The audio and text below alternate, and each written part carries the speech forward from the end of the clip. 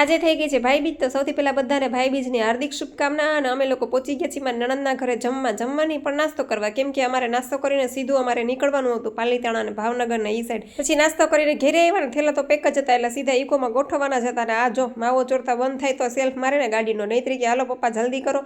પછી અમે સરસ મજાની જે બોલાવી અને નીકળી ગયા પાલીતાણા જવા માટે. ભાઈ ફૂલ ફેમિલી સાથે હોય એટલે તો મજા જ આવે. મોજ મસ્તી કરતા કરતા અમે લોકો પહોંચી ગયા દેડી કુંભાજી, અને ત્યાં તો ટ્રાફિક થઈ ગયો જોરદાર. માન કરીને ટ્રાફિકમાંથી બહાર નીકળ્યા તો આ અમને આડા આને શું કહેવાય કોમેન્ટ કરીને કહેજો. ઘણાય ડોબા કે ઘણાય ભેંસું કે, તમે શું કહો છો કોમેન્ટ કરીને કહેજો. અને જ્યાં પાછળ વરીને જોન તો આ બધા ઘાટી નીંદરમાં ઘસઘસાટ સુતા હતા. મેં કીધું કાં સુઈ ગયા, તો કે આવડો મોટો પંખો હાલે ને પવન બહુ ટાઢો આવે તે નીંદર આવી. નેત્રી તો કે મમ્મી આ પંખો આપણે ઘરે જ લઈ જાઓ. મેં કીધું તાર પપ્પાને પૂછ, બિલ ભરીને એનો વાહો તૂટી જાય.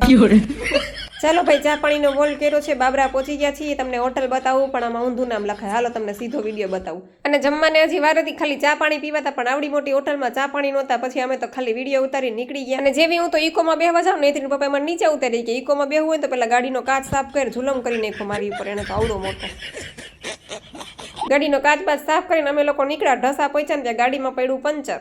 ટાયર તો હતું પણ ટાયર બદલાવવા માટે જેક નહોતો, અને સુનસાન જગ્યા હતી કે જ્યાં આપણે હાથ ઊંચો કરીએ ને તો કોઈ ગાડી ઊભી ન રાખે. પછી એક વળી સારા કોઈ ભાઈ હશે ને તો એને ગાડી ઊભી રાખી અને એને એમનો જેક આપ્યો. અમે ગાડીમાંથી ટાયર બદલાવ્યું ત્યાં સુધી ઊભા રહ્યા. અને પછી તો ભાઈ ઢસાથી ગાડી ઉપડી સીધી બંબાડતે સીધા પહોંચ્યા પાલીતાણા. અને પાલીતાણા તો પહોંચી ગયા. હવે રૂમે પહોંચી જાય ને પછી આશકારો થાય, કેમ કે ઓલરેડી બહુ જ મોડું થઈ ગયું હતું. ને આ છે પાલીતાણાની બજાર, પણ અત્યારે તમને નહીં બતાવું. પછી એક દિવસ સ્પેશિયલ પાલીતાણાની બજારમાં તમને લઈ જઈશ. અમે શોપિંગ કરવા જશું ત્યારે તમને સ્પેશિયલ બતાવશું પાલીતાણાની બજાર. અને બધા એવું કહેતા હતા કે રસ્તામાં જમી લઈ પછી રૂમે જઈને સીધું સુવાનું જ રહે. પણ પહેલા નૈત્રીન પપ્પા કે આપણે પહેલા રૂમે પહોંચી જાય, ફ્રેશ થાય, કપડાં બપડા ચેન્જ કરીએ, પછી નિરાતે જમવા આવશું. તો ફાઇનલી અમે લોકો રૂમે પહોંચી ગયા. અને અમારી ટબુડી જો ઈ તો ભાઈ ગઈ સીધી મારી મોર થેલો લઈને. ફાઇનલી અમે લોકો રૂમે પહોંચી ગયા. અને સરસ મજાનો રૂમ છે, જો તમને બતાવું. રૂમ બહુ મસ્ત મજા આવે એવો રૂમ છે, સરસ મજાનો. ભાઈએ તો જાતા હવે સીધી માથાની ગોળી ખાધી, કેમ કે એને માથું ચડી ગયું હતું જોરદાર.